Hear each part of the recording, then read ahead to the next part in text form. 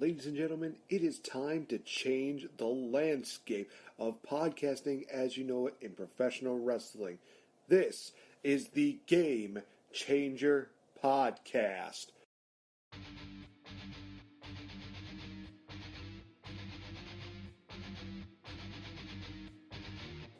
Featuring the greatest asset to come out of Canada, the legendary Mr.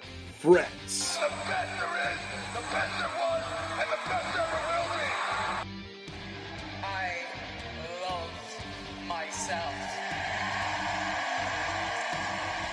There's something so condescending to the champ to get out of my ring. They think they got the answers. I change the questions. I did it all by my sweet little self. Two-time Slammy Award winner. I knew it. I'm a winner. I did it. Woo! As well as featuring yours truly, the Game Changer, NateFNGreat. I've had it! It's time for you to start listening to somebody else, and that somebody else is going to be me, and it's going to be right now! The dirty secret is you need this generation more than it needs you. You're not going to come out here and talk about how it should have been you, it should have been me, it should have been you, it should have been you, it should have been you, it should have been you 8 years ago, and it was kind of, then it wasn't, and it's not going to be again, and it's not going to happen. Just get over it! I am the best on this microphone, in that ring, even in commentary. Nobody can touch me. We change the game one day at a time. Ladies and gentlemen, if you're ready, let's do this.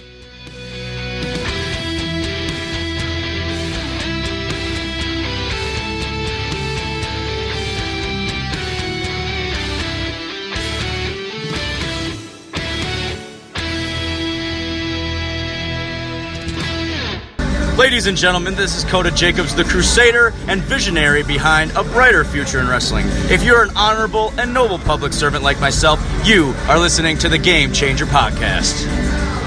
God save our queen.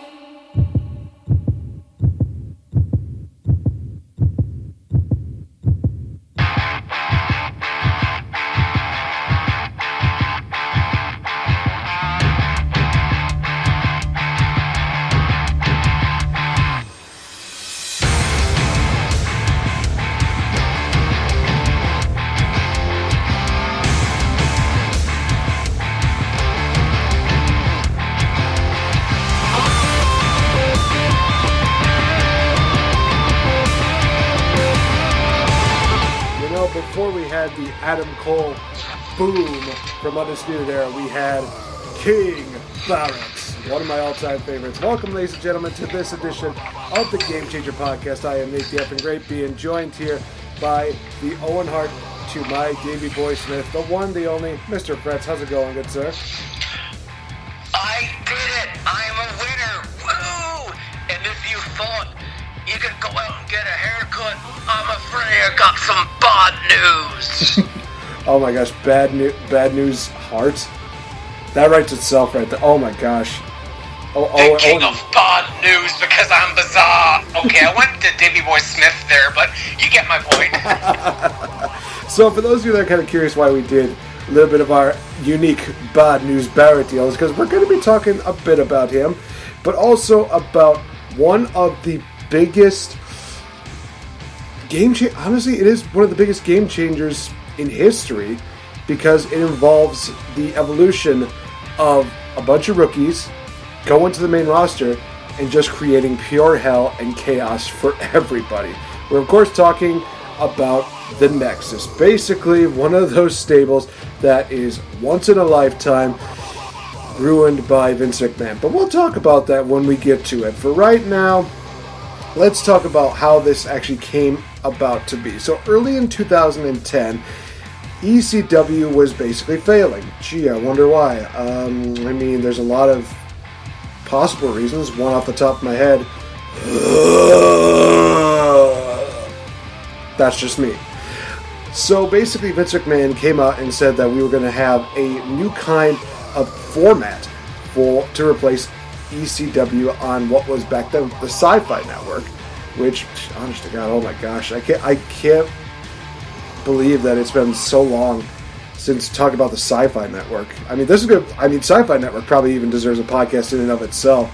All I just remember from Sci-Fi Network was really unique movies as well as really crappy CGI animation. Do you have any memories as far as the Sci-Fi Network, Fretz? Did they get that up there, the Great White North? I'm not sure I actually got it. I did get ECW on Friday nights, but I believe it was either on TNN or the Canadian equivalent of MTV, Much Music. I can't remember. It might have been on my satellite dish. I'm actually cruising through my basic cable to see if I have it, but I think I do, but it's just not been... It's been a long time since I've seen anything having to do with it. Fair enough. So, basically what ends up happening is that NXT is born, and honestly, guys, you would think, hey, they're going to be creating a new kind of NXT. Is it going to be like the NXT that we know now? Not exactly. So how this NXT worked out was basically a competition where we had 8 rookies battling for a chance at a main roster spot. And these rookies were going to be mentored by pros. Each of them would basically kind of be the guidance for them. I think we had people like Chris Jericho, R-Truth. I'm trying to think of who else was in there. I think Christian... Gosh, I'm trying to remember like a lot of these names, but we had 8 individuals. Alberto Del Rio was. I know Del Rio was one. Oh, that's right. The Miz. Oh no! Oh gosh, how could I forget the Miz? He's kind of a very crucial point to one of these guys' success. Which honestly, we'll talk briefly about that, but I think that again deserves its own. Miz deserves his own podcast, so stay tuned to that podcast. Oh my God, that's going to be an interesting podcast to talk about in and of itself. But 8 rookies from FCW, Florida Championship Wrestling, were called up to participate in this competition. These 8 rookies were David Otunga, Michael Tarver, Heath Slater, Justin Gabriel, Daniel Bryan, Wade Barrett, I think here, Skip Sheffield, and, oh gosh, who's the 8th one? I'm trying to remember. Help me out, Fretz. I think I know. Did you say Justin Gabriel? I did say Justin Gabriel. Oh gosh. Heath Slater, Michael Tarver, Darren Young. Darren Young, thank you. Because we got to make Darren great again. That was an awesome storyline that went nowhere. So these 8 individuals were paired up with pros, and they were competing, like I said, in competition to determine who was the best out of all of them. Now people would think, well, that seems like, another wrestling show. Yes and no, to say the least. Because during this competition, we see a lot of these competitors in different challenges. They had, like, handing out pamphlets to the crowd, concession stands, a nice little, I guess, tug-of-war deal, battling with boppers, and just really unique stuff, very cringeworthy stuff. But I will also admit this, that in my viewing of that NXT first season, there were a couple of gems in there, one of which was the promo challenge where Matt Stryker would give them a random topic to talk about, and they would basically have to create a promo about that. Now, of course, one promo in particular, I think you might know one of these interesting promos to talk about was It was later. Oh god. There was a couple. There was one by Eli Cottonwood, I think, in season 2. Oh god. He was like either a lost member of the Ascension or a lost member of the Wyatt family, or both. And it's just like, your topic is mustaches. Mustaches are great. I don't have one. Meanwhile, I'm pointing out mine. I call him Farva. If you get that reference, can of Coke. And then there was like Michael McGillicuddy, a.k.a. Joe Henning, a.k.a. Curtis Axel. And it's like, it's time to enter the era of McGillicuddy. And then, for one more bit on him, he was cutting a promo on, what was Caval, Low Key, who was in that season, who didn't win. Well, he did win, yep, but lasted, he quit. But he's just like, Caval, what does that mean? It means flute, and it literally actually means some kind of flute. Not a skin flute, but... Oh, okay. So, yeah, basically for this promo deal, and trust me, guys, we're going to talk about NXT's competition season time at a later date. That's another thing we'll be talking about. But during this time, one person who definitely excelled at this, and one of the people that I really enjoyed watching, was a man by the name of Wade Barrett, a.k.a. Stu Bennett, a.k.a. King Barrett, a.k.a. Bad News Barrett. List goes on and on for his names. He basically was able to take anything that he had and just make it work. It was great. It was awesome.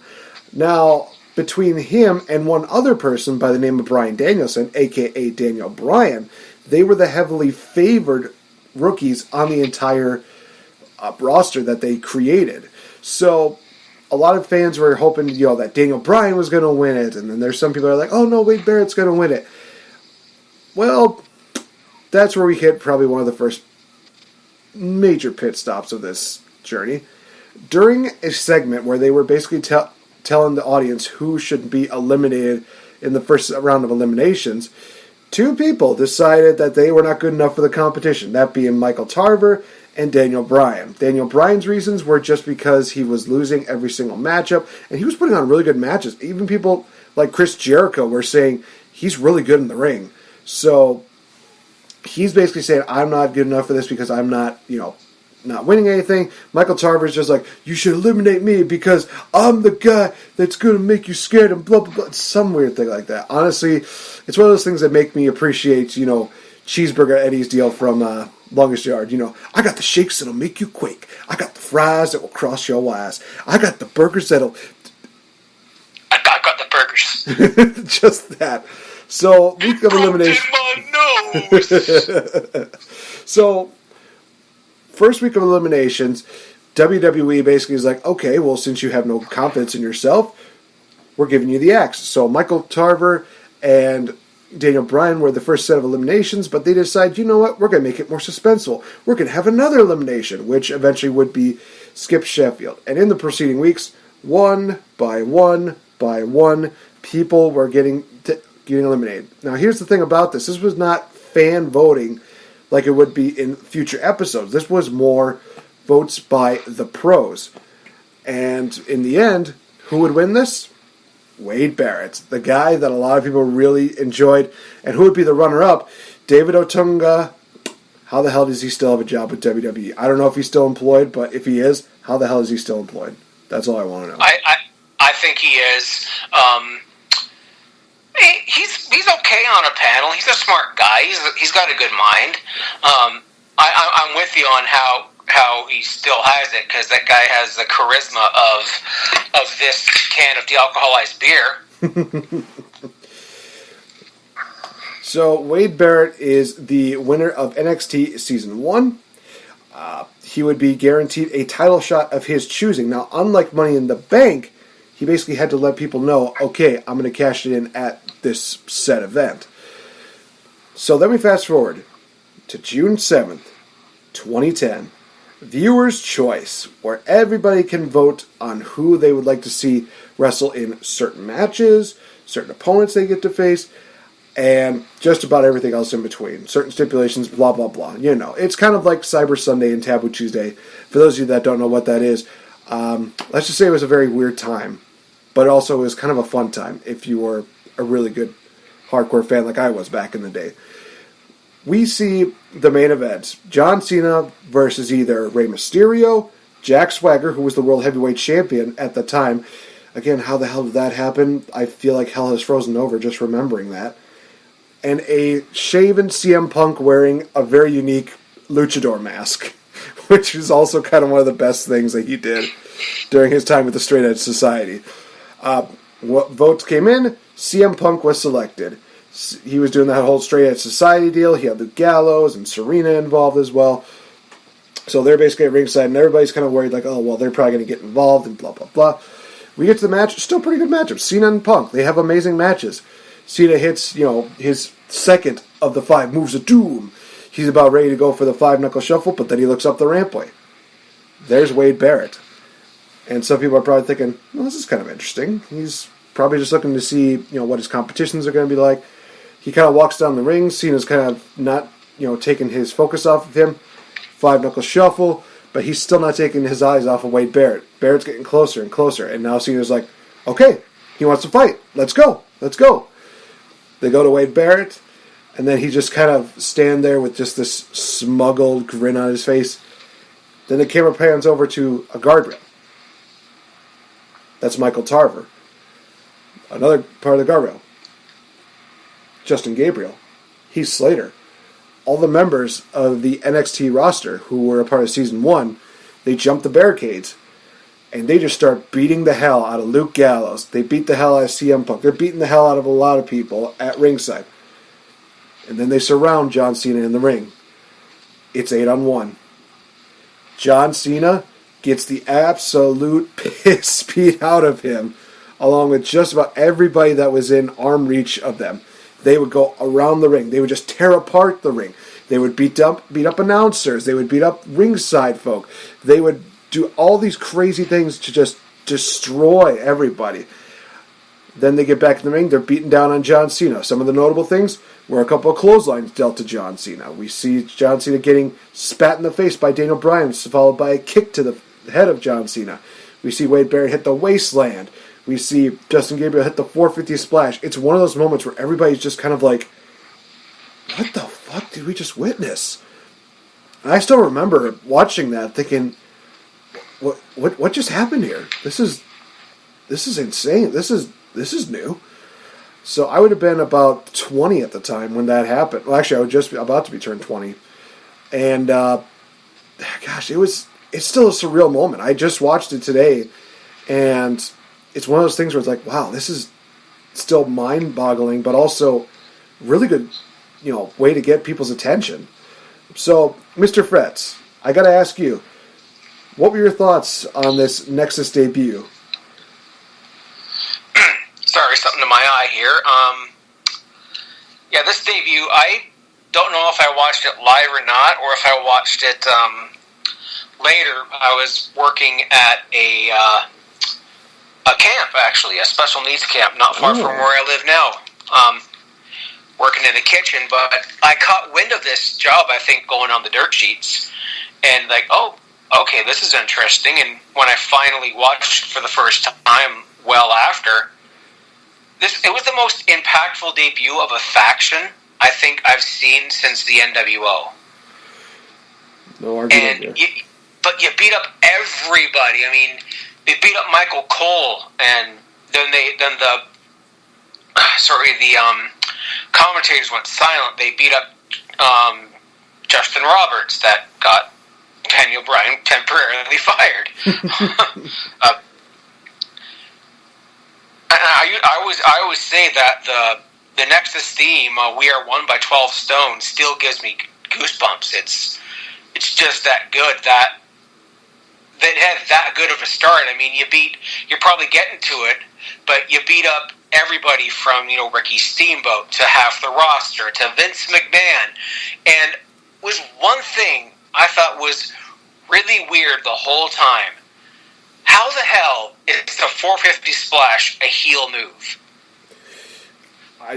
Gabriel made it work, but I'm like, he's delivering a 450 splash and then giving the classic, evil eyes and stuff. Like, the 450 is a high spot. It's not heelish.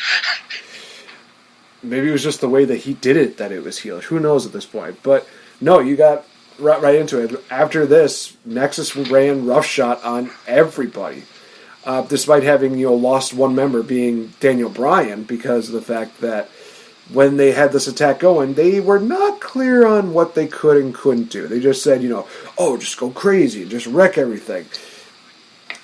One of the things that a couple things that got Daniel Bryan fired was that Daniel Bryan spat in John Cena's face, which is apparently a no-no.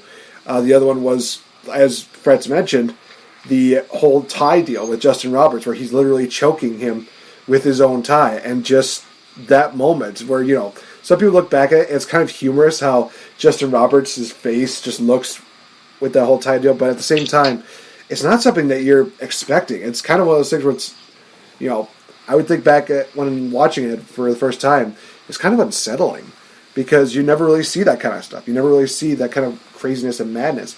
But yeah, they ran roughshod, and they were kind of promoted as you know, like Wade Barrett was the other one that was employed, and everybody else was just kind of there, really. Then general manager at the time, Bret Hart, actually fired Wade Barrett, and how did they respond? By basically wrecking Bret Hart.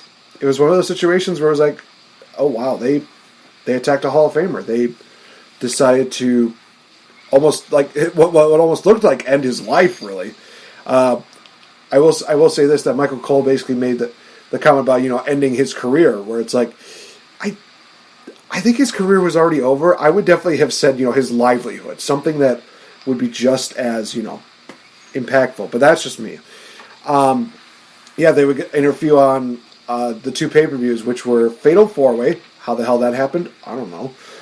As well as Money in the Bank, costing John Cena the WWE Championships on both occasions. Then we get the anonymous Raw general manager, which it turns out is a little leprechaun from Wisconsin. That might need a podcast of its own. We're gonna leave that be. So basically, the anonymous general manager hires everybody back. He gives Wade Barrett his, you know, future title shot, which we're going to get to. But it all winds up in a huge pay-per-view matchup at SummerSlam, 7-on-7, where it's Team WWE headed up by John Cena taking on the Nexus.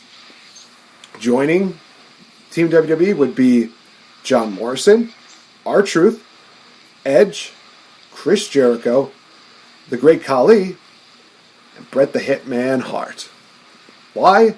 Because why not? He's Bret Hart. He can do whatever he wants.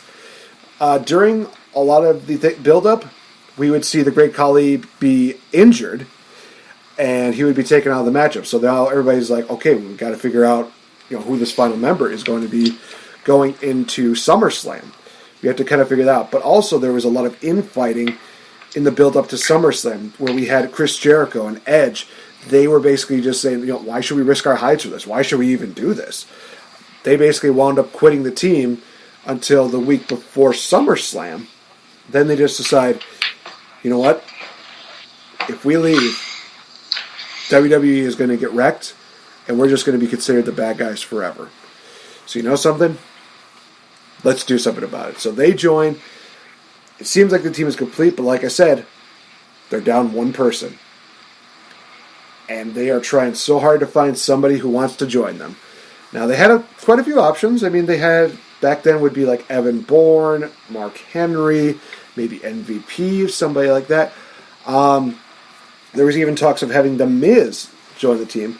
But Miz decided, you know, I'm the United States champion as well as the Raw Money in the Bank holder. So, I don't know. I'll make my decision come Sunday at SummerSlam. Which fits Miz's, you know, personality, because why not? We get to SummerSlam, and honestly, guys, we'll take a break before we talk about the match itself. And we have basically, seemingly, The Miz going to be the final member of Team WWE. So it seems like everything is in place. But you got to remember that these are just, you know, these are 7 guys who came from a developmental territory in Florida. And these guys are making just quite the impact in their first almost 6 months going in. And their first huge headline, their first matchup is going to be a headline pay-per-view main event match at SummerSlam. So you got to think, like, you know, the pressure is definitely on them going into this main event matchup, which we, like I said, we'll talk about in just a bit. But I got to ask you, Fretz, if you were in their shoes, would you be feeling a little bit of the pressure that they'd be feeling, or do you think you'd feel more confident as time would go on? Well, I think it'd be a bit of column A, bit of column B. It's like, in a way, like, you know, some people think like, oh, these are just a bunch of rookies. These are guys that are after my spot. It's always 7-on-1. So if we even up the odds, it'll be fine. Yeah, I could see it on both sides. Like, NXT was going in confident. Like, hey, we have this, and even though we're down a guy, I think No, it was after SummerSlam. Guys like Tarver and maybe Young and Sheffield all got injured or exiled. So they had NXT had every reason to be confident, but so did WWE. But they also had, every reason to be frightened. And and the one wild card there was the Miz. It's like, whose side is he on? We get that answer come this matchup. But guys, like I said, we're going to take a quick commercial break. When we come back, we're going to be talking about the big headline SummerSlam matchup, as well as what the future held for the Nexus. So stay tuned, guys. We will be right back. What's going on, everyone? This is the Kate Murphy of Kings of the Rings podcast, and you're listening to the Game Changer podcast only on Wrestle Addict Radio. What's going on, everybody? This is the Queen Bee, the HBIC of Wrestle Addict Radio, the Kate Murphy. Why do fools fall in love? Should I change my Tinder bio? These questions and more will all be answered on our new Patreon-exclusive show, Love and War. Watch me and King Ricky Rose tackle the questions and struggles of finding love as a wrestling fan. Love is a battlefield, and this is Love and War, exclusively on the Wrestle Addict Radio Patreon. What's up, folks? This is Mr. Fretz from the Game Changer podcast, here to tell you about my Patreon show, The 20 Bell Salute, where I go back 20 years ago each month in wrestling and pop culture. What movies were out, what video games we were playing, what music we were downloading on Napster, and what wrestling pay-per-views took place that month in WWE and what other promotions happen to still exist at this time. So join me in my Y2K compliant DeLorean as I go 20 years into the past on the Wrestle Addict Radio Patreon. Join us for only $5 a month.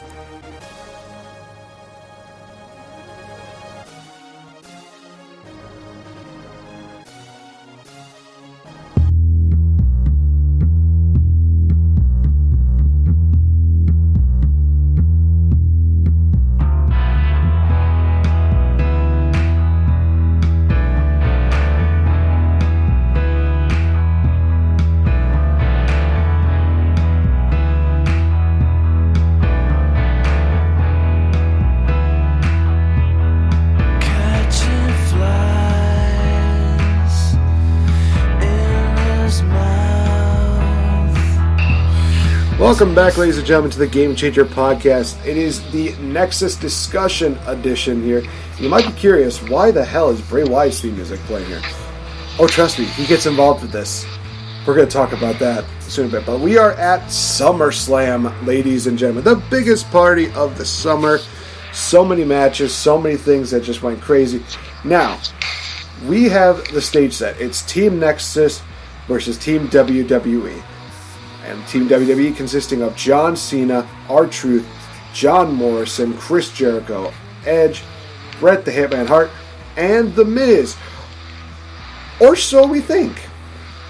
Miz came out, and then John Cena had a microphone saying, hold on.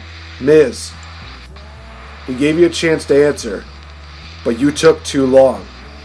We found a final member. And he wasted no time in announcing that final member of Team WWE was Daniel Bryan.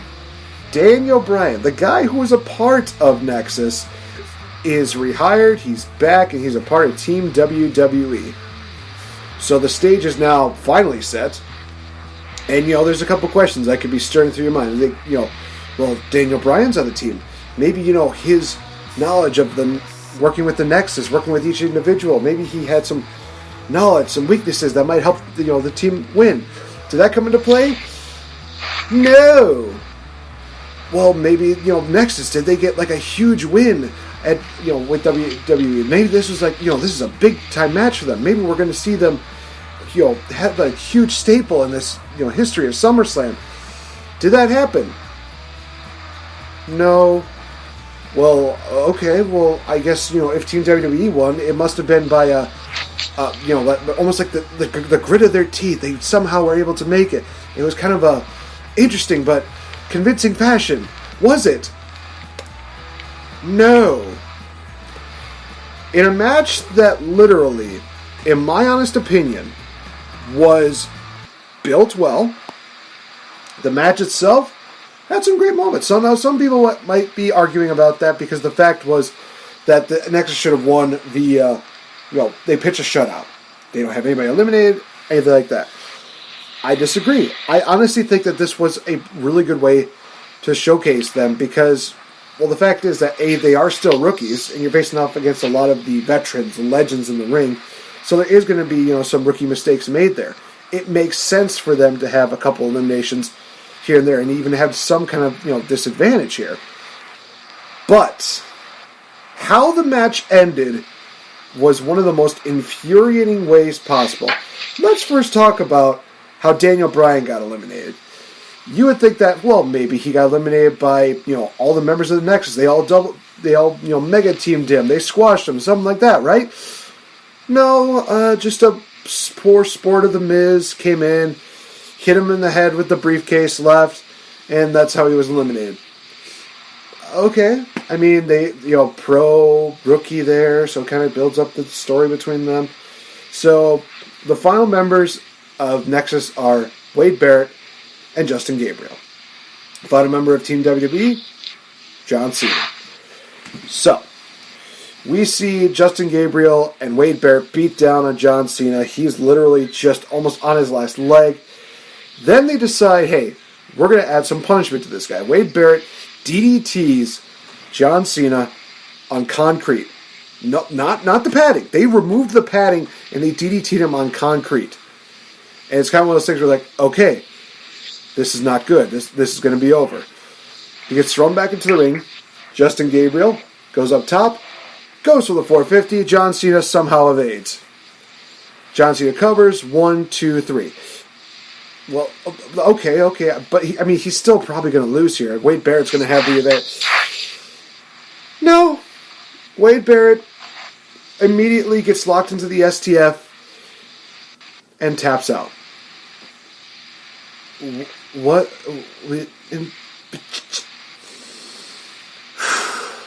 Okay. I'm going to be honest with you guys. I had not seen the match in its entirety until last night. Or, when we were recording this.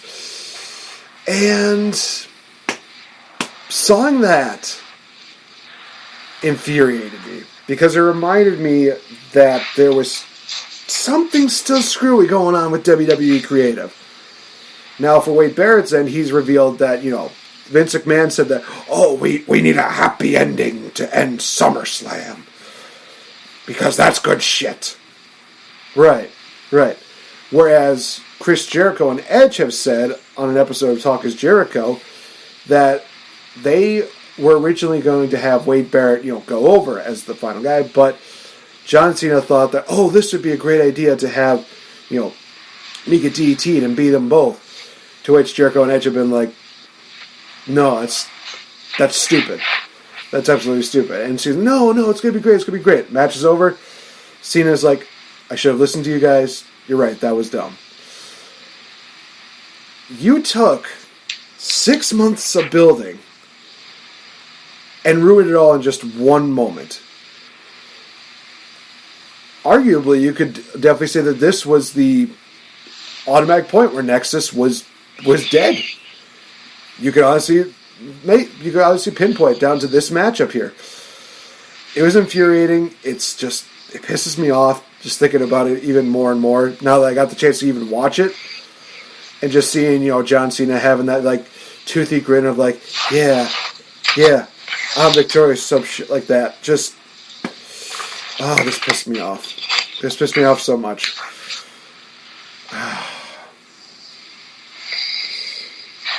Do you have anything to add, Fretz?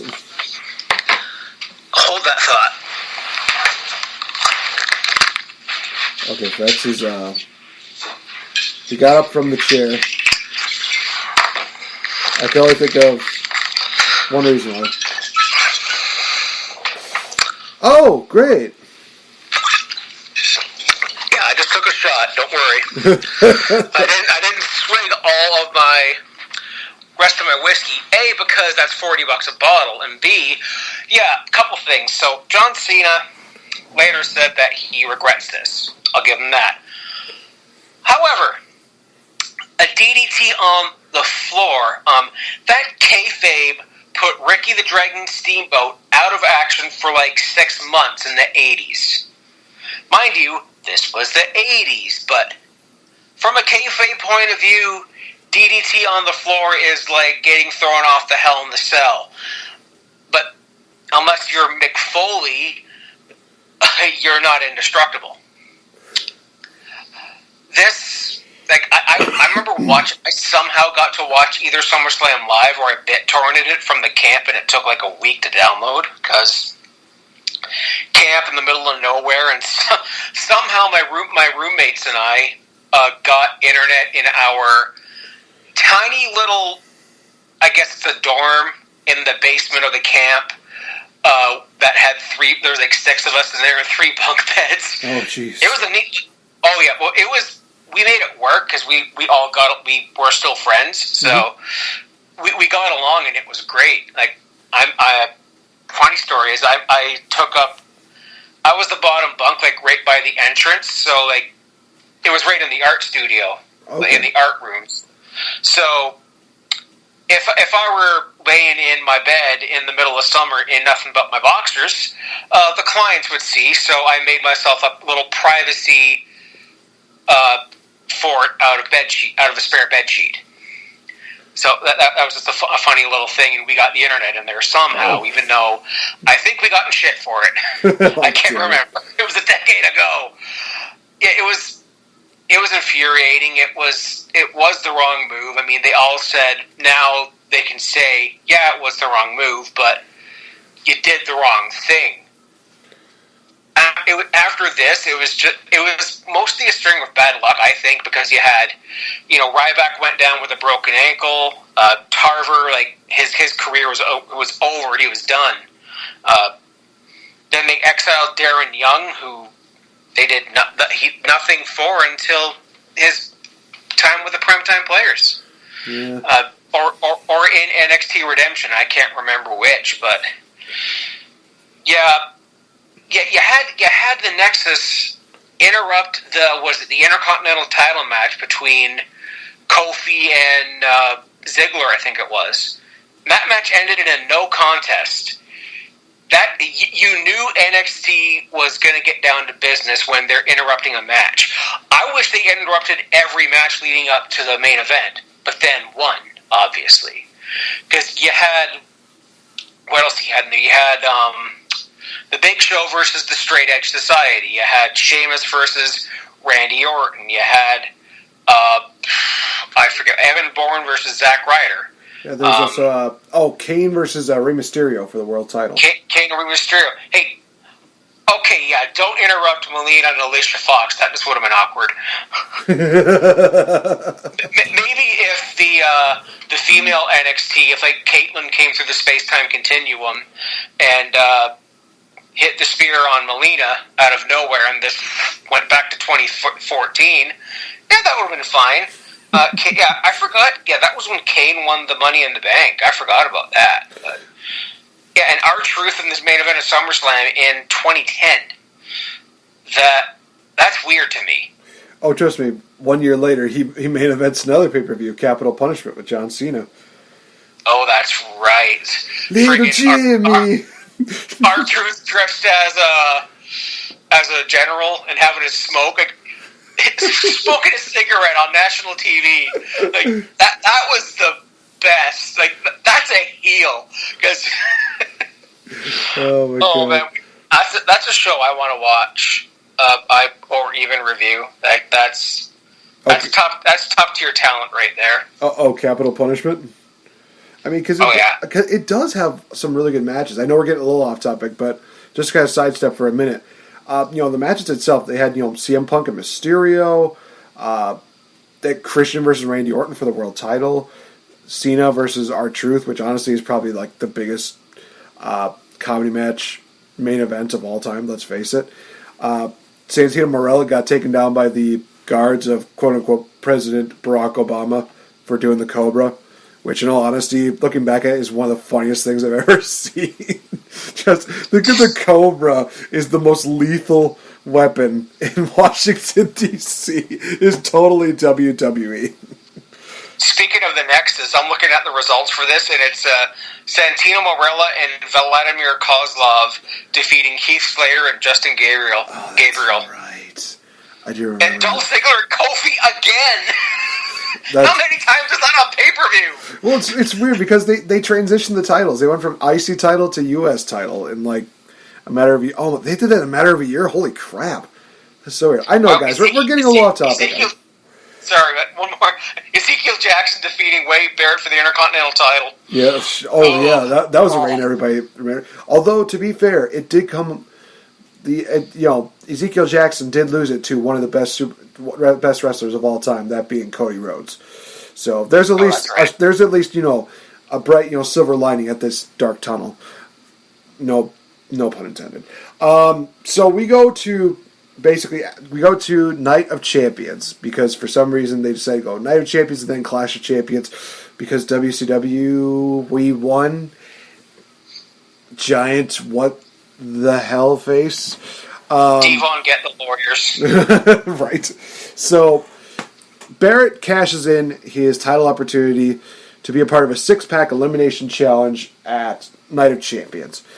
He doesn't win because of John Cena, but he pins John Cena, so there's something there. Then they decide to have John Cena versus Wade Barrett at Hell in a Cell pay-per-view, in which if Cena won, the Nexus is disbanded. If Cena loses, he would have to join the Nexus. Interesting. We'll kind of see how this goes. So we have the match, and this could have been a great moment to showcase Wade Barrett at his absolute best. Did we see that? No. Instead, we get this weird deal in which two guys out from the crowd decide to come in and interfere. Remember what I was talking about, Bray Wyatt? This is where. The two people that were attacking John Cena, two people in the crowd, Curtis Axel, Bray Wyatt. Back then known as Michael McGillicuddy and Husky Harris. No, not Huskus the Pig, Husky Harris. Just thought I'd clarify that right now. Hey, Nate, do you know the significance behind the name McGillicuddy for Mr. Hennig? Please tell me. It was his mother's maiden name. Kurt's wife was a McGillicuddy. Wow, I did not know that. That's apparently. Well, hey, that's still cool to me. Showing a little bit of homage. They just did not utilize him the best way. So Wade Barrett beats John Cena. Cena has to be a part of the Nexus. And what happens during this whole deal? Does John Cena help Wade Barrett become the WWE champion? Does he maybe even... Excuse me, I think I'm starting to get sick just thinking about what happened during this time. Did he basically... give Wade Barrett like keys to the city? Did he help him win the title? Did he become like a mentor to Wade Barrett? Hey, you know what? There's a common theme here. If you guessed yes, you're an idiot. If you guessed no, take a drink. Because this was one of the stupidest things that could have ever happened. John Cena still wearing the weird Fruity Pebbles shirts that he had on. This time it was purple, because why not? He loves the Vikings. Screw you, John Cena, during this time. So no, John Cena likes purple drink. He goes into the fridge in the Sunny D commercial. He says, "Fuck Sunny D," and goes for the purple drink. Okay, fair enough. I didn't consider that until you brought it up. So John Cena is basically making, he's helping Wade Barrett a little bit. There's a point where he actually helps Wade Barrett win his match against WWE Champion Randy Orton by disqualification. Ooh, that was amazing. The same night that he and David Otunga won the tag team titles from, this will be a unique team that you'll probably never guessed ever happened, Cody Rhodes and Drew McIntyre. Wow! Wasn't 2010 a unique time to be a wrestling fan? And what also happened at the Bragging Rights show? Well, ladies and gentlemen, Kane defeated The Undertaker in a Buried Alive matchup. Did he do it by himself? No, because that would just be silly. They had the Nexus help Kane defeat him in this matchup, which went, if you would have guessed everywhere, you're an idiot. If you would have guessed One Direction, you're a bigger idiot. If you would have guessed nowhere, hey, take a shot. This went absolutely nowhere. This was just here because why the hell not? As Fretz is taking another swig. I feel like I'm going to have to get a new co-host because I'm going to give him so many liver problems at this point. Dude, my liver is already dead. Are you kidding me? I've been drinking for how old am I? 36. Yeah, I've been drinking for 22 years. Come on. I was about to say since 25. Wow, that's a lot of restraint from 21 to 25 to not drink anything. Actually, to be fair, there was a brief period in time where I did not completely quit, but it was when I was a new Christian, and then I started going to Bible college and took an internship, but only because my church I worked at kind of said, "Hey, can you not drink?" Even though I did in front of the pastor, and he said nothing. But no, it was hey, Fretz, we're going on a camping trip with a bunch of the guys. They're going to offer you a beer. I'm gonna look the other way if you don't say a damn thing. But he was the same guy who, when we were at Starbucks, was like, you know what, James? I wish we weren't at this stupid Starbucks right now. I wish we were on my porch having a Guinness. But fuck that. The piece of paper we have to sign. He never said. I don't think I heard him say the F word, but I have heard him cuss. It was kind of cool. I like this guy. I'm not going to say his name out of respect, but that dude was cool. Nice. Oh, man. So, where were we at again? Oh, yeah, bragging rights. A very unique time for the Nexus because those stuff happened. So, we get a rematch between Wade Barrett and Randy Orton at Survivor Series, but they decide, hey, let's have John Cena be the guest referee. Oh, well, this ought to be a time for John Cena to get his vengeance on Wade Barrett. But, Wade Barrett decides, John Cena, if you decide... You know what? I'm not going to disparage the name of Wade Barrett because that would just be mean. So I'm just going to go back to my regular voice. He says, John Cena, I'll make you a deal. If I don't leave, Survivor Series as the WWE champion, you will be fired from the WWE because he had that kind of power during that time. Why not? Wade Barrett said, if you do help me win the WWE Championship at Survivor Series, then you will be free from the Nexus. And at that moment, John Cena was just like, oh my God, this would be great. And Randy Orton's just like, you son of a bitch, if you screw me at Survivor Series, we're not going back to 1997. So Cena was at a bit of an impasse where he's just like, I my freedom, but then firing and just, And I will say this, it did culminate in a really great segment, the Survivor Series the Raw before Survivor Series, with Roddy Piper hosting a Piper's Pit, God bless you, Piper, with John Cena, where he basically talks about the people who have never won the WWE Championship. He mentioned names, like Ricky Steamboat. He even throws his name in there. He says, we're fine with the fact that we did not win the title because we were not at that caliber, but if you hand that, title over to Wade Barrett, then you are basically spitting in the face of everybody who has been the champion, as well as people who have yearned to be the champion. To which Wade Barrett says, forget you, Piper. I'm going to make sure that you know what? I'm doing it again. He says, forget you, Piper. I'm going to make sure that the last image that people see of John Cena on Monday Night Raw is with the Nexus. So he forces Cena to wear the Nexus shirt, Nexus armband, all that stuff, and John Cena decides to be the referee. Is the referee at Survivor Series, and in a shocking turn of events, John Cena helps Randy Orton retain the WWE Championship. This was interesting. This was a moment where I watched it. I was like, "Whoa! They did this! Wow! That's just absolutely insane." So we go to Monday Night Raw after Survivor Series. John Cena cuts this very emotional promo about how he missed so many things when he was on the road, but now he's going to get the chance to spend time with his family, to be able to be a part of so many things. To which we find out Was he going to tell the truth? You know what? If you haven't said no at this point, then you obviously have not been listening to the show very carefully. John Cena decides to come back the same night he cuts this promo to beat up the Nexus. Costs Wade Barrett the WWE Championship, only to find out that was just not going to happen. Because they could have had Barrett hold that title for like 2 minutes and then The Miz would have just cashed in on him, because that's what happened. Spoiler. So John Cena, who is fired, he's no longer employed. They could have had him, arrested for assault charges or something like that. But no, let's just have Cena beat up everybody. He beats up the Nexus in hotel rooms, in backstage areas. He buys a ticket. He beats him up in the ring, and just reaches a point where the Nexus say, "Hey, we cannot stand getting beat up by John Cena. You have to reinstate him." Barrett's just like, "All right, fine, I'll reinstate you, but you have to face me in a chairs match at TLC." What happens in this matchup? Does maybe Barrett get a little bit of comeuppance? Does he maybe get a victory over John Cena?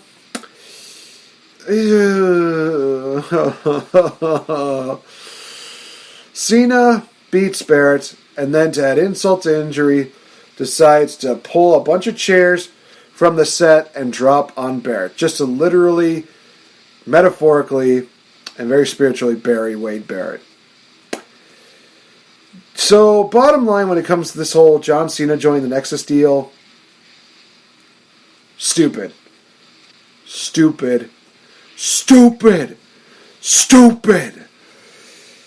That's what I have to say about that. And the sucky part about it is that I do believe that just happens about a month later. No, maybe it's a couple of years later. But, yeah. Stupid was this idea. Fretz, the floor is yours. To be fair, that chairs thing was a pretty cool visual. I'll give it that. Despite the fact it was, burying Wade Barrett, for a lack of better terms. Like a whole tower of chairs just, going ECW Terry Funk Foley on him. It looked cool. I'll give it that. The one thing I think they should have done, I'm not turning this into fantasy booking because that's a whole other podcast, and I briefly went over that in a previous Fretz's Fave 5, available on Anchor.fm and the Patreon. Cheap plug. Yeah, there's a thing that John was doing on the house show circuit while he was under quarantine, being fired. He came out in a "it's obvious that it's me" mask and doing Juan Cena, and they even did a Spanish version of "My Time Is Now." And now that I think about it, I'm going to see if I can pull up the theme. And this better be the right one. Yeah, it's something like this. It's John Cena's cousin, they said, is Juan Cena. Okay. If this ends up being offensive, I'm sorry, folks. I'm not going to throw the whole thing. Nah, it's just so stupid. I swear to God, it was in Spanish. But that's when you get YouTube videos from 13 years ago, pulling up something, and then it turns into something possibly offensive. I didn't play the whole thing. Yeah, it was just not the smart move. The Nexus should have had a dominant run. Wade. I'm not sure about putting the title or the strap on Wade Barrett right away. I don't know if I would have had the title involved in this.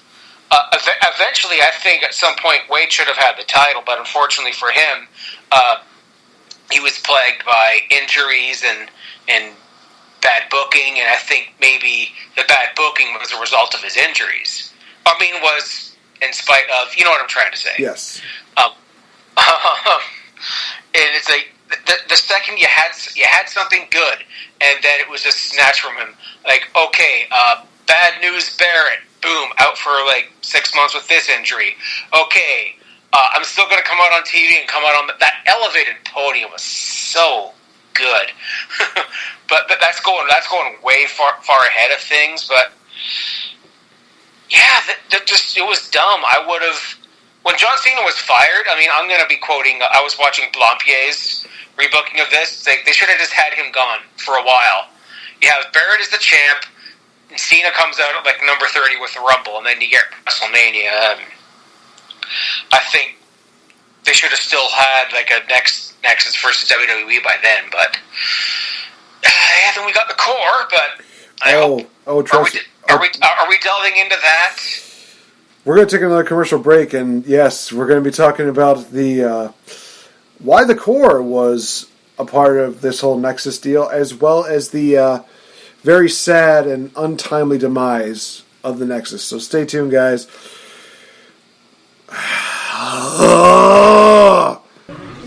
I'm Wild. And I'm Randy Fitzsimmons, and this is the Game Changer Podcast. Pew, pew, pew. Hey guys, this is NateFNGreat. Hey, have you ever wanted to be a champion but can't seem to really find the money and the time to get a championship belt? Well, you know who's a really good friend of mine? AJ from AJsBelts.com. These guys have a large assortment of championship belts, from classic belts to the modern day belts to championship belts you would not even believe. And guys, like I said, they work with you very well. With an awesome layaway program, there is no way that you can beat these guys' prices as well as these guys' deals, especially when you can give them a little bit of money every now and then until you can get that championship gold. Coming from a guy who's a champion and a game changer, I'm indeed NateFNGreat. I'm representing AJsBelts.com, proud friends of the Game Changer Podcast.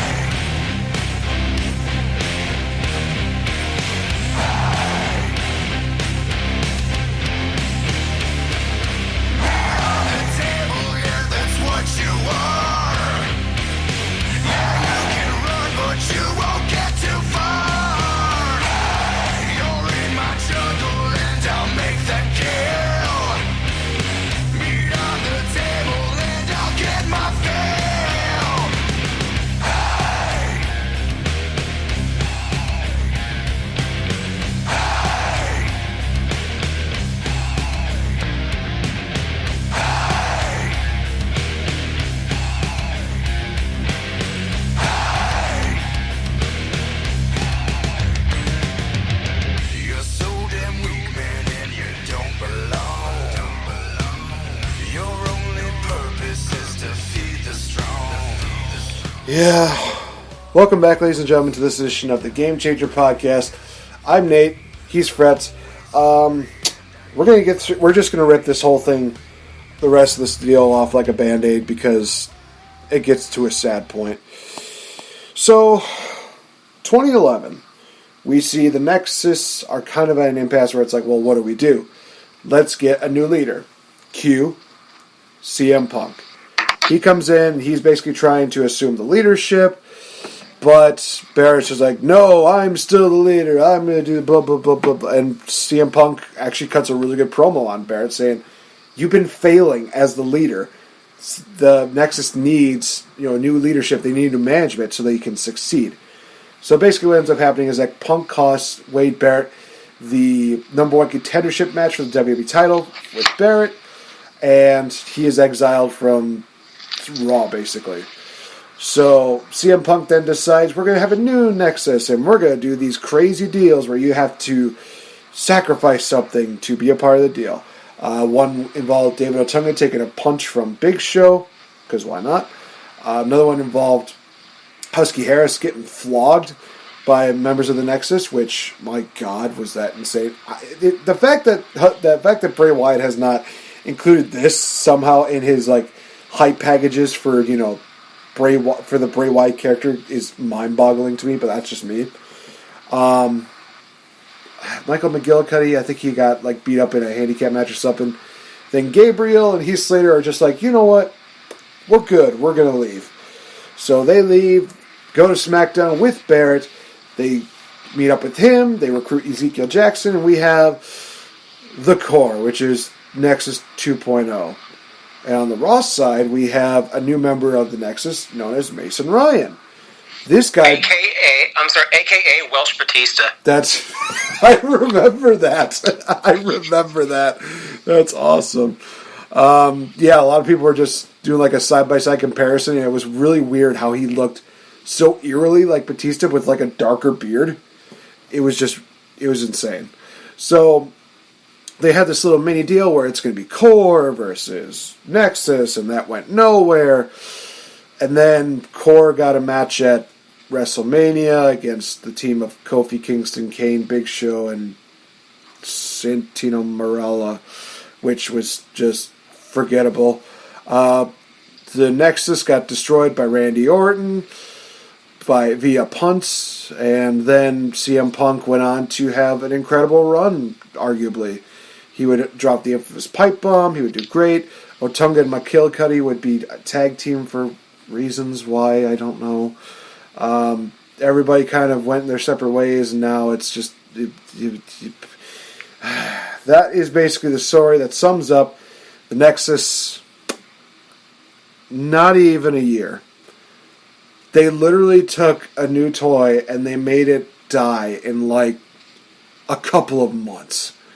It is infuriating to see these individuals start off so white hot and have an incredible gimmick, incredible faction, just to be fed to the main event players like John Cena and Randy Orton, which we've seen so many times, then be fed over to people like Big Show, Kane, Santino Marella, Kofi Kingston, and then they just had the little implosion deal where, you know, it started off like a giant fire, then it started going into the TNT, and then how it just blew up at the end was just bleh, bleh, bleh, bleh.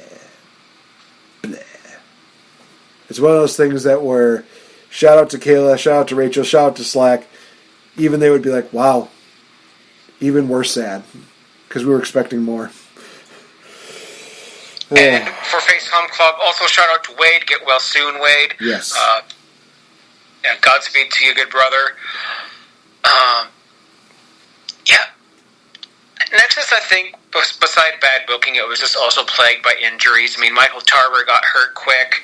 Ryback, a.k.a. Skip Sheffield, got hurt quick. And we didn't see Sheffield until he became the big guy. I mean, he was seriously hurt. Like, Tarver, I think, was actually also released. I don't remember. He was not appealing to me whatsoever. I don't know what his deal was. And then, of course, there was the Daniel Bryan incident. If I can sideberg into a fantasy book very quickly, because this is an episode in itself, I probably would have had Bryan remain with the group until eventually he becomes like a mole or something for the group, right? Lest we forget do you remember the Royal Rumble that year was 40 people, and it was literally just because of the Core and the new Nexus? That's right. Why they didn't book... Okay, you had... Wait, never mind. I mean, okay. This guy wasn't in the Nexus, but you had Ted DiBiase Jr., and you had both of the Rotunda kids, Bo and Bray, as talent. This is my silly fantasy booking brain, but why couldn't you do Money Inc. 2.0? It writes itself. I mean, the DiBiases, unfortunately, I think they have been in the news for money laundering scandals, allegedly. Namely Brett. I don't know about the rest of the family, but I'm not going to look into it here, because this isn't the news. This isn't the YLP podcast. I'll leave that to you, Zach. Shout out to you, good brother. It was cursed from the start.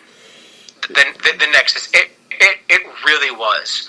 And I know, we all know now, it's like John Cena's like, yeah, that was probably the bad move, the wrong move. No shit! No shit. That's what I was going to turn that into no chance. But, no, I mean, you started off, and another thing here, I think that kind of also doomed them, is Justin Gabriel actually hurt Taker with a 450. And, Taker is... he's the head honcho backstage. Sure. And if you don't have Taker's respect, you're not going to go far. Just ask CM Punk, before his feud with Taker. Because, if you watch, we both own and have watched the CM Punk DVD numerous times. And, I love the part, I do like the part when he gets to Taker, because he's like, and then they're like, yeah, you're just going to drop the title to Taker. And at the time, he's like, yeah, okay, maybe didn't like it, but at least I earned his respect throughout this whole thing, because he had a damn good feud with, Punk had a great feud with Undertaker. And then we had, Randy Orton going on a punting spree, and I don't even acknowledge the chorus match at WrestleMania, because it was literally 1 minute, and 30 seconds of it was entrance. And what could have been, and I was looking at, just briefly, I mean, you and I talked off air about there was this lost NXT that never aired because, well, the version of NXT we know and love today was being born. I mean, they have just got out of the redemption season, because that had EC3, that had Fandango, and everybody. And this would have been Seth Rollins, Big E, Damian Sandow, Sin Cara, and Bo Dallas. Now, I want you to picture if that was going to be the Nexus as a faction rebooted. Picture that for a second.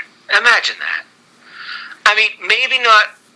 I'm not too partial to Botch Cara, so if we scratch him off and put in who was in FCW, Roman Reigns, it could have been something Wade.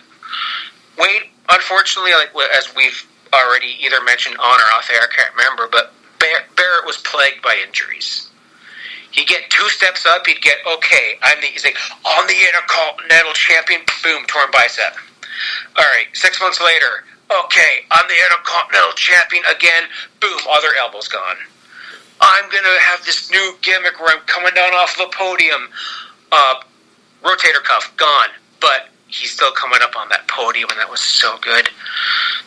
It was stop-start, and I think it's kind of ironic that today, the only member of the original Nexus we have as a member on the active roster is Daniel Bryan. David Otunga counts, but he hasn't wrestled in God knows how long, and I don't know why, because A, he's got a damn good physique, and B, he wasn't awful, he just had no charisma. No, I can definitely see that. Alright, so, let's take a little time to do a little cheap plug, because the fact is that we need to start getting into more of the positives. So, this is something that Fretz and I are very happy that we get the chance to announce this, and if you have not watched our social medias, you probably are hiding under a rock. Well, let's just lift that rock up and tell you that right now, on teesprings.com, part of the Wrestle Addict Radio deal, Fretz and I, we have our own merchandise now. Oh, it's just super, super happy times here. I just remember this being brought up in one of our recent meetings, and we made it into a reality. There was a point where where the Game Changer collection was actually lost for a bit.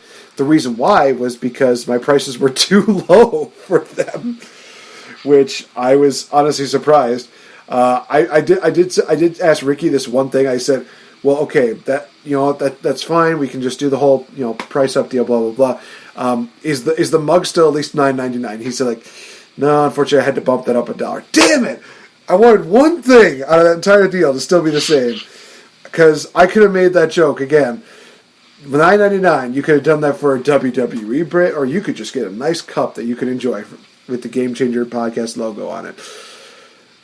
some things are just not meant to be. At least not right now. But I'm excited for the fact that Wrestle Addict Radio has given us the opportunity to give back to you guys in the form of this wonderful merchandise, whether it be T-shirts, posters.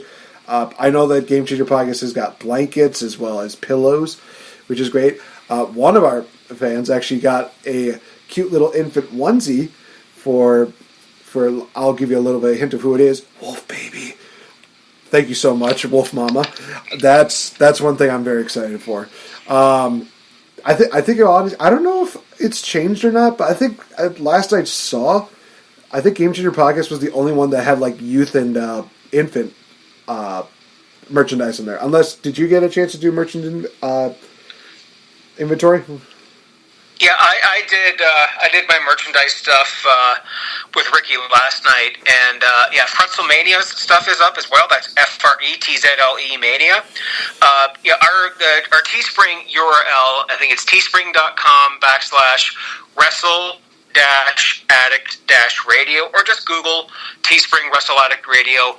You'll find the Game Changer collection, the King Ricky Rose collection, the Kings of the Rings. YLP, I think, just launched theirs. We're waiting on the Delight Show, Brother Mance.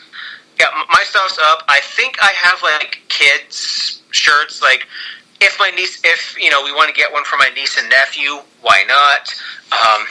But I don't have onesies. I didn't think. I didn't think about that, and I did buy myself a Fretz mug. So when I have my morning coffee, and let's see, and I do believe, Ricky announced this on Kings of the Rings, but we are now partnering with Ambiguous Productions Podcasting. There we are. That is a company that our very own Willie T is runs, I believe, with his he has a podcast on there called You Mad Bro. It's actually kind of funny. It's just, what do they talk about? Well, it's mostly political and what's the internet outrage, cancel culture? It's that kind of stuff. But if you know Will, you know exactly how it's covered. Oh man, I love that guy. Teespring. Yep, and so in the coming weeks you'll see stuff about Ambiguous Productions. Yep. I'm excited for that. Yeah, I should also mention this. Game Changer Podcast also has its own anchor page now. As we're recording this right now, I have yet to post an episode on there, which is my mistake because I'm a lazy ass. So I will indeed have an episode uploaded on there by the time this recording is out and about. So definitely enjoy that. Enjoy that if you enjoy Wrestle Addict Radio. There will definitely be some Wrestle Addict Radio, not Wrestle Addict Radio, Game Changer Podcast editions on the Anchor deal as well as on every single bit here. It's going to be awesome, guys. There's a lot of just wonderful things that are happening right now, and it's only going to get better and better. So with that being said, leave us a voicemail on there too. Yes, I still have to do that for you and Zach from Young Lions Perspective. I just need to find the right time. I need to find the right things to say. Although we can definitely make this little shout out here. Shout out to Zach from Young Lions Perspective for reaching 200 episodes, dude. That's awesome. That is absolutely amazing. Well deserved. Keep up the amazing work. We're looking forward to seeing it when you reach 500. How about that? I was going to make a Leonidas joke for 300, but to be fair, this is going to get me banned. But I haven't seen the entirety of 300 yet. So hey, to be fair, I haven't either, so I don't care. Oh wow! And you're the movie guy here, so that's surprising. Hey, I just saw The Princess Bride not too long ago, and in all honesty, it's one. I can understand why people are saying it's one of the best movies ever. It's one of those movies that I looked at and I thought, wow, this is not even like girly. It's like a combination of like romantic, action-filled, comedy, just everything you can imagine. It's kind of those things where it's like you probably wouldn't want to have your kids exposed too much to this, but at the same time, it's not like too childish that an adult wouldn't enjoy it. It's definitely something. Oh, jeez. But all right, now we did want to get to this. We actually, as we recorded, we just realized that Money in the Bank is this Sunday, so we're going to do predictions for Money in the Bank. Mr. Fretz, as the new leaderboard stands, you are down 1-0 with my victory at WrestleMania, my good sir. Thank you, Bailey, for retaining. Oh my God, she's gonna block me on Twitter, and I'm not gonna care. I'm sorry, but when she goes back to doing the Bailey buddies and stuff like that, then I'll care. But right now, she's a Karen to me. So running joke, hashtag Karen is life at this point. I don't know. I'm not good at hashtags. Val's the one that does the hashtags. Everybody should know this by now. But all right. So, Mr. Fretz, do you have the Money in the Bank card pulled up? Yes, I have. WWE presents Die Hard 7 from the Performance Center on Sunday, May 10th. There it is. Happy Mother's Day, Mom, and happy belated birthday, Mom. Her birthday was on the 2nd. So, yes. Same birthday as The Rock. So, hey. Like I have the same birthday as John Cena, and Mom has the same birthday as The Rock. So, nice.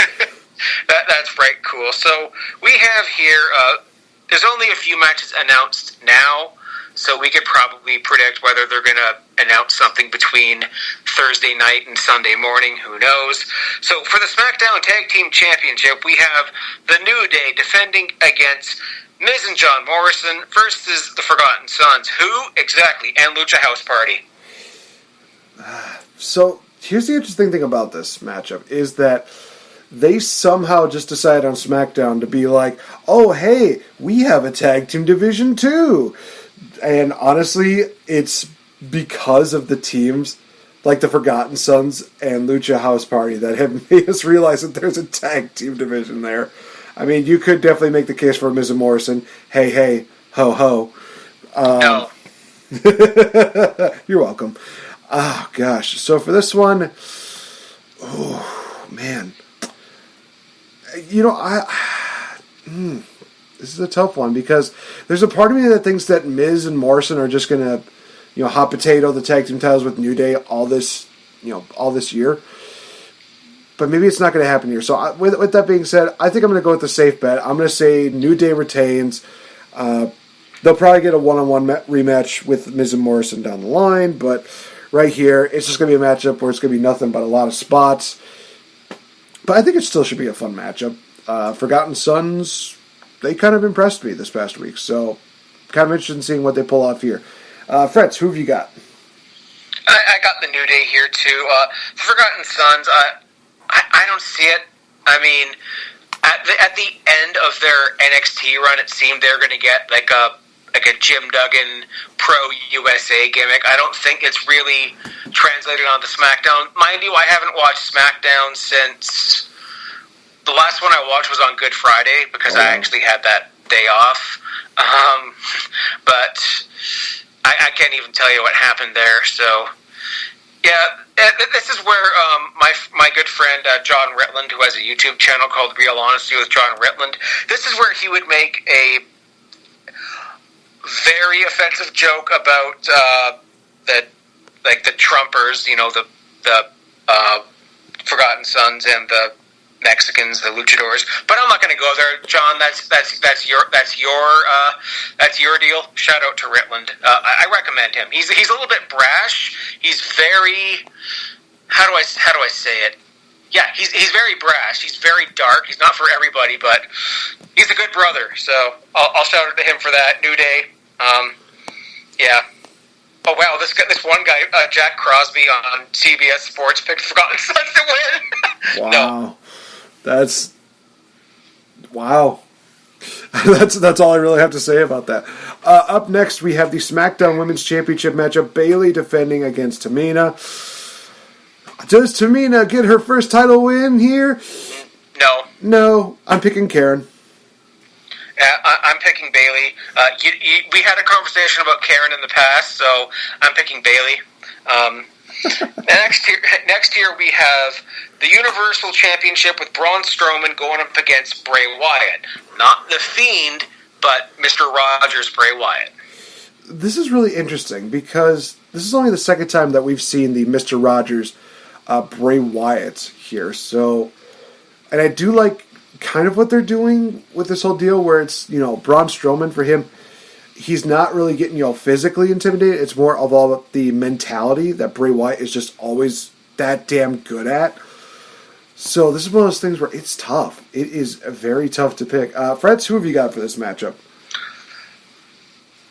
Not only do I have Braun Strowman winning, I have Braun Strowman absolutely destroying and squashing Bray. Because this is going to turn into, the Fiend is going after everyone in Bray Wyatt's past. That story time thing he did on Firefly Funhouse about the black sheep. Ooh, that was some very good writing. We saw, who was it? The Miz went up against Happy-Go-Lucky Bray. Yes. At TLC, and then eventually Bray let him in. But Braun, he's if anyone can be booked to beat Bray Wyatt or even the Fiend, it's a guy like Braun, because he's huge, he's imposing, he has that past with Bray. He was brainwashed, and then he either left the group or he got drafted. I forget what happened, but and the Fiend can take an L. This is, as again, it's someone from his past, so he can take an L. I think you and I talked about the Goldberg thing, how the Goldberg wasn't part of his ethos, so that's why I think it was okay for that. But I don't know how I feel about the title going back. As much as I loved the Fiend, I don't know how I feel about the title being involved. I know it's probably because Roman's not there, and the next guy I think who should be the champion's in the Money in the Bank match. But we'll get to that when we get to that. WWE Championship, here we have Drew McIntyre versus the Monday Night Messiah, Seth Rollins, sitting in his church boardroom chair. That there reminds me of every old school chair that's in every church boardroom that's passed down from generations and generations of deacons and pastors. He's such a douche. Who you got, bro? Well, first of all, before we get too far ahead, I will also go with Braun Strowman to retain over Bray Wyatt. I do agree with you with a lot of what you said, bottom line. For this one, going with my boy Drew. I love the fact that he is one of those champions who can be very tough. He can be very entertaining. He's just one of those guys I really see as a true face of the company right now. And having him versus Seth right here is just absolutely amazing. And I will say this, that one thing I did notice, I might have pulled this out on Twitter, that it's amazing how 1 year can just change everything. Because 1 year ago, Seth Rollins was the Universal Champion defending against AJ Styles. Fast forward to now, he's challenging for the WWE Championship. So, like I said, Drew McIntyre for the win. All right, yeah. And this is a feud I would love to see go on. It's interesting to see the roles reversed, because I'm not sure how I feel about baby-faced Scottish psychopath Drew. I love the fact that he'll walk past the camera. And I think a couple of weeks ago he said "Hello, all you cool kittens," like the Carol Baskin thing. I remember that. That was awesome. I still have to watch Tiger King. I'm going to get around to it. Okay, this one's really interesting. And after listening to Kings of the Rings this morning on my walk, there's a lot to say about this one. You have the weirdest Money in the Bank ladder match ever. I think that belongs on an episode of Main Event. Oh, I was going to say, did you get what was your prediction for? Oh, Drew, I'm sorry. I'm going too far ahead, Drew. Drew's going to Claymore Seth right back to church. This is where I would insert "Take me to church, na na na na na na na, something knife." Nice. Anyways, women's Money in the Bank ladder match. We have Nia Jax versus Asuka versus Shayna Baszler. My personal favorite, Lacey Evans, Carmella, and Dana Brooke. Okay, I'm going for two of those names. Who do you got, bro? I know exactly what you mean. Oh my gosh. So this is kind of interesting because you could go for the obvious choice of Shayna Baszler, but I'm not. I'm shockingly not going for the obvious choice of Shayna Baszler. Nia Jax, she's starting to get heat again, so I think that it's going to be safe to let her be. You know what? Honestly, she doesn't even need it. She doesn't really need it to develop, to get, a title run in her. Dana Brooke and Lacey Evans, I think, are not quite to that point yet. I think they probably would be better off without the briefcase, which leaves Asuka and Carmella. Hey, ironically enough, they faced off against each other at a Money in the Bank deal where I almost left raging. I shit you not. I almost left... I know what you're talking about. I love that moment. Stupid, chinless, freaking a-hole. Anyway, so between Carmella and Asuka, I'm going with Asuka. Asuka's kind of the safe bet, in my opinion, when it comes to this. And she definitely deserves another run at the title. Yeah, that she does. There's a few different ways we can go about this. Now, Lacey Evans, Dana Brooke, no. No. There is a theory, I think it was Kate or Will came up with this one, unless they both agreed to it, which doesn't surprise me because, they love each other's lives, that one of these people, probably Dana Brooke, will get taken out and be replaced. And we'll have Sasha in the bank. Ooh. I know, I've been waiting all day to say that terrible pun, and I'm going to take a swig in shame for that. And as I throw my metaphorical pancake at you, shame. Shame, yeah, get your bell out. Bring up the dead. Okay, now I'm driving it into the ground. So Nia Jax has some unfinished business with Becky Lynch. Need we remember the pow in the face from Survivor Series 2017, 18, whatever year it was. I don't know what time is. Is it 2020? I don't know. So Asuka is a very safe bet, and her talking I hate Asuka. I absolutely hate her. Every time I see her on screen, I have to hit mute. That screaming in Japanese to me is insufferable. Nia Jax. Asuka's a great bet. Shayna Baszler. This is main roster Shayna Baszler. This isn't NXT Baszler. Or else I would kick her. She is getting the title down the line. However, because of WrestleMania, I don't see it happening. Mind you, WrestleMania, she still looks strong. She didn't tap out. She got Bret Hart into Steve Austin, same finish. And look up their feud. Look where Steve Austin went. So, in that way, Shayna's going to be fine. You know what? I'm going to go with Asuka as well. As much as I think Sasha could weasel her way in. Yeah. Brock Lesnar did it a year ago, so why not? All right, guys. That's hysterical. So the final matchup here, the second corporate Money in the Bank ladder matchup, the men's edition, which will be happening the same time as the women's, which will be very interesting to see that. Daniel Bryan, Rey Mysterio, Aleister Black, King Corbin, Otis, and AJ Mother effin' Styles.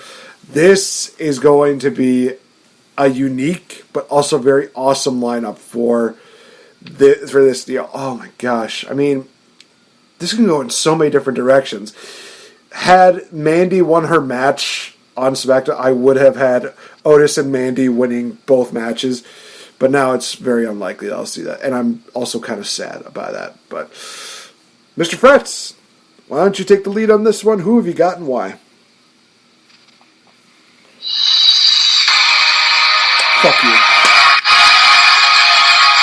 It's time for the king to get his due. But Fretz, he won Money in the Bank in the past and then got buried from John Cena because he opened his mouth. Yeah, he matured. He grew up. We all grow up. We all have to do it. Even me. Money in the Bank is suited for a heel. And although we just saw like a new entrant get put in, I think AJ Styles is going to follow the same fate as, spoiler alert, Hans Gruber in Die Hard 1 and get thrown off the roof. And I could see Corbin, I could see him potentially crossing not paths, rosters to even do it as well. As much as I want to see Aleister Black or AJ Styles win it, like especially Aleister Black, I'm thinking about the visual of him like coming up in the creaky coffin with the, doing the cross thing with the briefcase in there. That visual just does not do it for me. And Corbin he's got the real heat. He's got the X-Pac heat, the William Regal heat.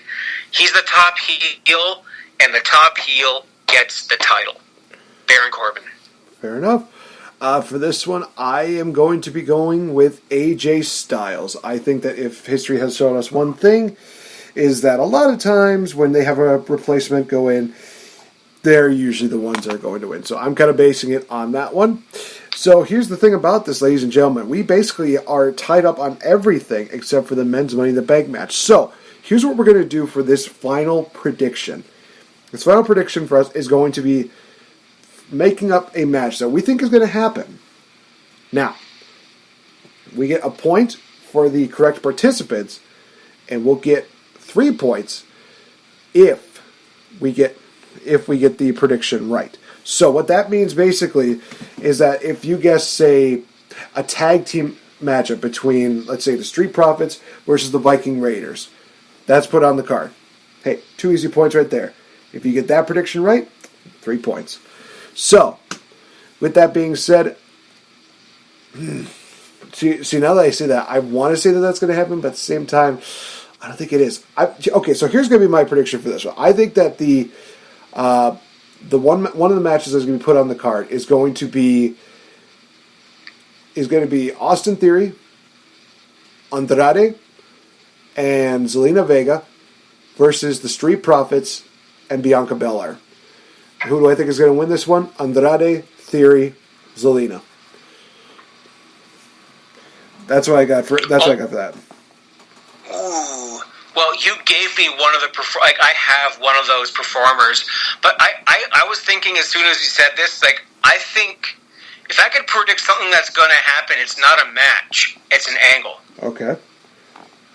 And it is the reveal of the hacker.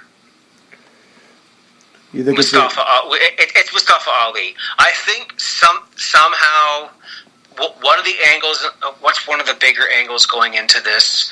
Because the Mandy Otis deal is basically in the books, but there is rumor and innuendo. It's been taped for one thing. That the pay-per-view has been taped already. Right. It's not going to be live from the PC, not the PC, the whatever it is. Corporate headquarters. Corporate headquarters. I could also predict in what rooms we're going to see. Maybe they'll end up in Vince's office, and someone will get hit by that giant T-Rex head he has. Because those headquarters are gone soon. But if I do go for a match, which, as I said, it's already been booked, I am going to put the pin in the hacker thing. And I think it might involve Otis and Mandy again. There's rumor and innuendo about Otis being a single star, which, please, for the love of God, no. As much as I love him, I love Heavy Machinery. I want them to have a title run. I do too. I agree. It's like, what other? There were some more recent tag teams that got called up and either got split or like a tag team that got split too soon or never should have split, like Tech Crime Time, for example. I'll say that the match, Rey Mysterio versus Austin Theory. No, Rey Mysterio's in the Money in the Bank match. Shit. Okay, definitely Austin Theory. I think will be involved here. And who's on Monday Night Raw? I'm drawing a blank. I'll go. This is just a shot in the dark, and I know it's going to kill me. Shelton Benjamin versus Austin Theory. Ooh, I'd still watch it. Yes, please. Lashley, no. Who else was in that match? We had Lashley and Shelton Benjamin, no. Yeah, this is how little wrestling I've watched because I'm working almost every day. So, yeah, why not? Austin Theory versus Shelton Benjamin. Do you have Theory going over? Of course I do. Okay, good, because I was about to say I will fly over to Canada and I will probably smack you until you realize that you made a mistake of choosing Shelton Benjamin over Theory. Do you think that a network that is headlined by Evolve fans that I'm going against Austin Theory? If Theory was in the Money in the Bank match, I would have picked him. Ooh. I'm dead serious. No, imagine him with a brief, like, I think they fantasy booked a little bit, but you have, let's say hypothetically that Theory would win the briefcase, and Zelina Vega would dedicate herself completely to him. Ooh. That way, this kind of rewrites a storyline that, who's Kip Sabian's woman in AEW? Oh, Penelope Ford. No, not. Thank you. No, it is. Never mind. Yeah, it was. I think there was a storyline between Penelope. I can't speak. Her and Theory, because Penelope was like Taya Trinidad, like Zelina, in a way. Okay. And then finally, when she helped him win, he got too good for her and too cocky for her, and he was already a detestable piece of crap. They hypothesized that, and I think that would have been awesome. I'm gonna regret it. It's gonna end up being like Lashley and Shelton or something stupid like that. Hey, all you need is to get one participant right. So, can I add an extra stipulation? Sure, why not? Do we see a cash in, and if yes, whom? Oh, that's actually a really good question. Well, they kind of spoiled the idea that No, I don't think I think this is one of the first Money in the Bank events that we do not see an immediate cash in. So I'm placing my bet on that. It's going to be a no.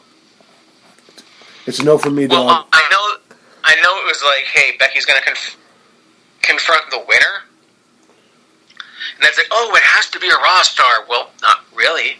What if it's a SmackDown star who defects? We haven't had a shakeup yet.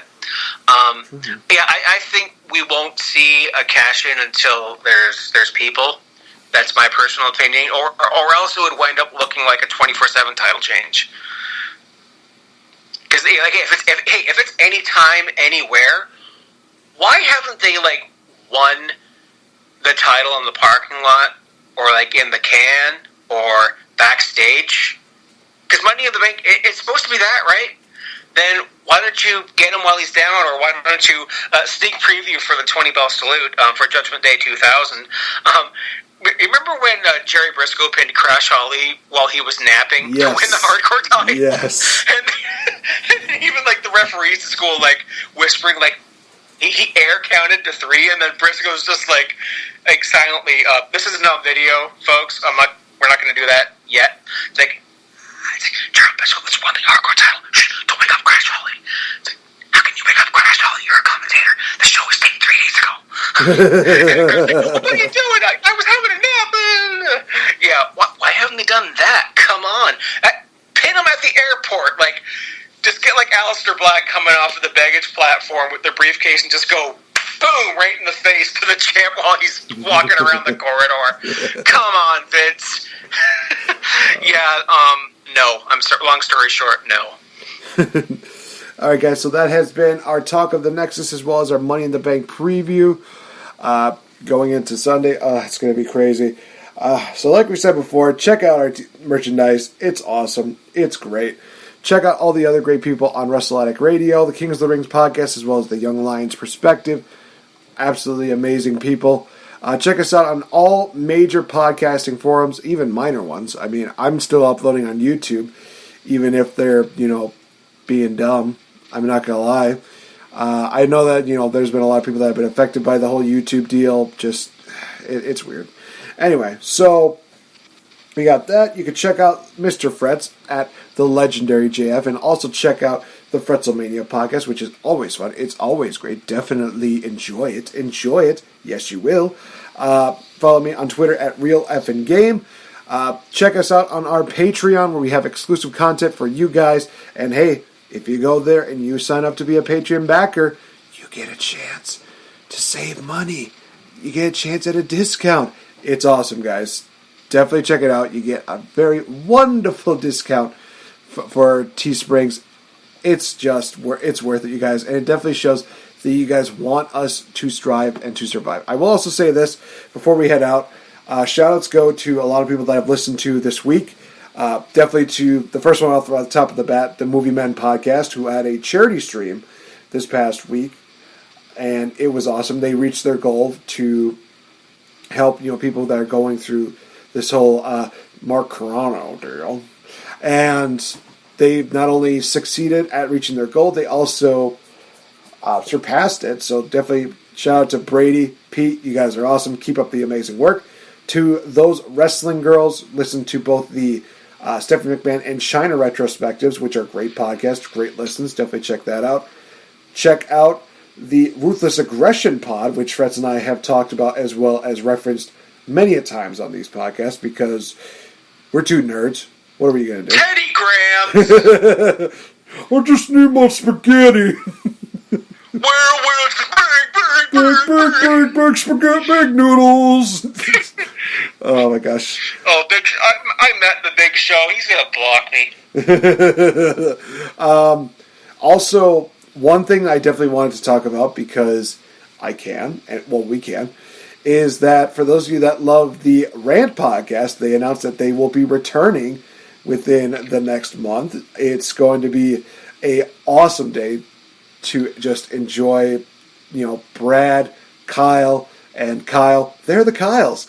And I'm kidding. Definitely check them out. They are with arms wide open under the sunlight.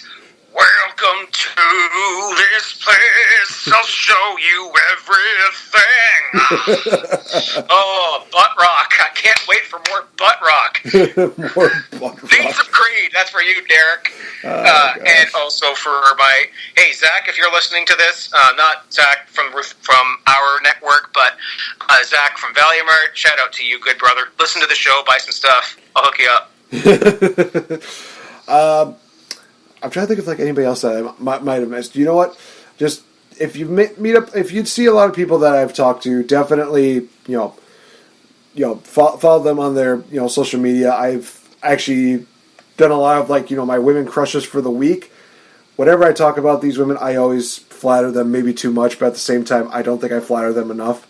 They're absolutely wonderful. I know this past week was the Demon Diva, who is an amazing person. Definitely check out all her content. It's amazing. I will also plug this just because I can. Definitely check out one of the recent podcasts that I did with Lisa, Melina, and SoCal Val. It was an absolutely fun time, and honestly, I think it's one of the top listened to podcasts on the at least the anchored part of Wrestle Addict Radio in quite some time. So thank you guys so much for that. Check out SoCal Val as well as Melina on their own Patreons, because they're absolutely awesome. Check out Lisa Marie Varon, because she's absolutely awesome. One of the best. That's all I got for plugs. So I think we shall call it a show. We'll call it a night. Fretz, this has been awesome. Next week, I know, guys, it's going to be absolutely insane, because we'll be talking about Money in the Bank. We're going to be talking about so many other great things. And it's going to be amazing. He's a Canadian. I'm an American from Wisconsin, because somehow I believe it deserves its own provenance. Why not? Because Canada has way too many. Although I should admit that. We have 3 territories and 10 we don't have enough, man. We got to start taking over the states. It's time. 1812 Redux. Let's go. You can have Alaska, that's fine. For Fretz, I've been NateFNGreat. You've been listening to the Game Changer podcast. It's awesome talking to you guys. Just remember that here at the Game Changer podcast, we remind you that you can, indeed, make a difference. Have a good one. Happy Mother's Day to all mothers all around. And, yeah, happy Money in the Bank Day. Can you Shut up!